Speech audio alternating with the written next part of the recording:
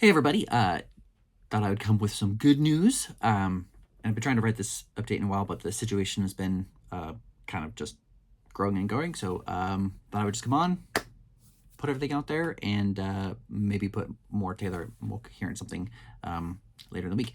My brother has been, as I mentioned in my last video, in and out of hospitals, disabled from the neck down. They were doing a bunch of end of life care stuff. But one of the things that they were doing in the hospitals, they gave him some antibiotics, some steroids, watched him very, very closely. He was in ICU for a bit. But he's recovering and he's turned a corner.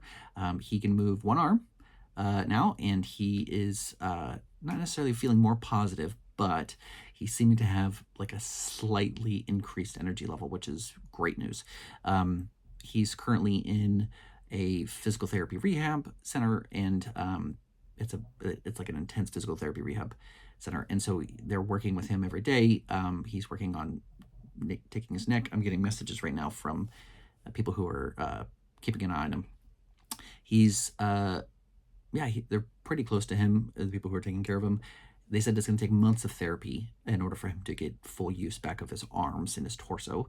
They're working on getting his bowel recovery back and his digestive recovery, like his digestive system back. So all in all, quite a long process. It seems to me like he is out of the worst of it, which is it's very good. I'm very, very happy. And thank you for everybody who's been praying for him, and all the texts and emails that I've been getting from him. That's just genuinely appreciate that. Thank you so much. In addition to Logan's recovery, we have indefinite leave to remain to apply for. I have a string of meetings happening this week, and it seems like things are going to be evolving here soon, which I'm pretty excited about in terms of ministry and engaging the community. And I don't want to go into too many more details per se about like what concretely is going to happen, but I would like to try to cast some like a dream scenario. So one of the things that we were doing kind of in the narrative of our ministry journey here and how we've been working with local churches is we were, sorry, I'm going to back up a little bit. We were involved with Redeemer Church. We are involved with Redeemer Church. But the kids had a lot of frictions there. They just didn't seem to want to go. And it just seemed like we were kind of just ships in the night, shooting in the dark. And it was really hard. Anyway, so one of the things, as we were talking to the kids about church and talking to the kids about, like, we participate in church. This is something that we do as a family. We go to church. One of their friends, they asked, well, why don't we go to our friend's church? I have a big problem just interpersonally about changing churches. It just grates against my very nature to change communities. Every church I've gone to has been like, I find the one that's in my local area, dive in deep there. It's just me. But I talked with Sarah about it. We talked with the parents. We talked with Redeemer too. And I will always love our pastor Pete. He sat me down and he just said, Ryan, just like getting your family to connect into a community doesn't say anything negative about the previous community. It's just what your family needs. And so as a father and as a husband, as a leader of the family, making sure that they connect into the bride is the most important thing. Getting them to engage and participate. So don't let, your own personal feelings and your own kind of stubbornness or arrogance or whatever it may be get in that way. He's like, just go get them involved and engaged. And so wasn't necessarily waiting for his blessing, but it was good to break through my ethics skull, especially because he and I are very much aligned with church and engaging with community and how we do church and what church is and all that. So anyway, we went last Sunday and the kids had a blast. They remembered what they were taught in Sunday school, which is new. They were excited. They wanted to go back.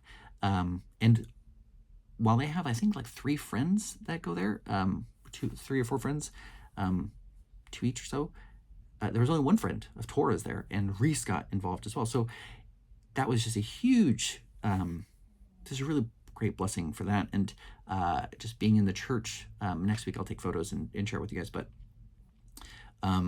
humbled me a bit just in terms of yeah, there's I don't know, God's doing a work in me, I guess, of because we came to London to serve with a specific church and invest deep into that specific church. Um, but maybe it was to not get so blindsided about like my engagement and participation in that church and kind of focus on that, which is hard because that's our job and that we're missionaries. That's what we're supported to do, is go do that stuff. But to see a greater, more broader picture of church, and that's kind of what we've been doing. And so there's a bit of there's a bit of a shakeup that's happening, and so just trying to remain sensitive and obedient to that, but having, and again, kind of having Pastor P come to us and just say, like, not release us in a sense, but just go, was good. And so that allowed me to freely come into that community and experience that community as they are. So that was great. Yeah, very happy for that experience. So that's been good. So the kids are more engaged and active in church, and that's great. So that's kind of life thingies. So then we have a string of meetings that are happening this week. Today, I'm meeting with the president of Greater Europe Mission UK to talk about some future projects and like trajectory of things. And then later in this week, I'm talking to the new hire of ministry partner development, or partner development for ministry. So it's not fundraising per se. Well, I think part of the job is fundraising, but it's how to engage with local partnerships and local ministries. And they're really trying to focus in on teams.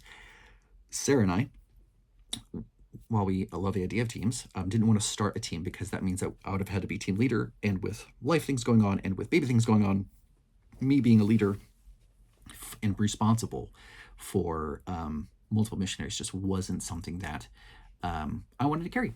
I just couldn't do it well. And if I couldn't do it well, or even to like an adequate, I don't want to do it at all. I don't want to take on something that I know I'm going to fail. Happy to challenge myself, but just, Anyway, so and all that, we had a conversation with a couple who's looking into GEM, and we kind of just shared our hearts and listened to them. And as I was listening, you guys who've been following our journey, as I was listening to them, Sarah brought up, and she was mentioning that God is kind of overlapping our journeys a bit.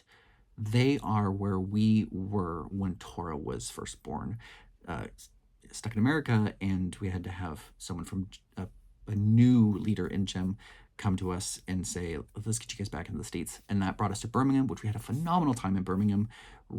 Just the people that we met there was just phenomenal. They came down to visit us, and it was, Tim and Tammy Aho and Dave and Teresa Fitro are just incredible with the Equip program. I love them so much. So thankful for them in that time. But that also positioned us and catapulted us into London, where we met Pete and Redeemer, and have been there for the last 5 years, and longest town I've ever lived in consecutively.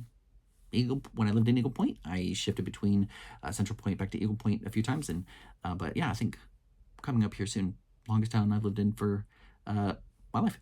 So that investment, that sowing, and that seeding, I've been taking time throughout the week to engage with like local business leaders, trying to use like communications and marketing and business development, trying to engage with the community and also like uplift the economy here and bring a blessing to the area and bring ideas and stuff like that. So all those different little pieces. This other couple have actually started a charity in the UK, which is like GEM is a charity in the UK, but it's tied down because of the legal things that it's responsible to. This other couple specifically has a business development, local community development, like graphic design, website marketing angle to the scope of its charity. So that charity can be like connected and involved with GEM and have like a contract little signed, and then those partnerships together can kind of do some of the plans that Sarah and I have been thinking of in terms of gathering small business owners and community leaders within Ealing to then like catapult works and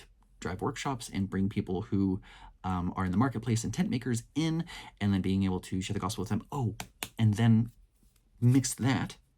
take that piece, and with a conversation I had with somebody from Evangelical Alliance, where this is like putting Christian leaders in places of influence, beginning with businesses and beginning with like politics, beginning with finance, beginning with law and health.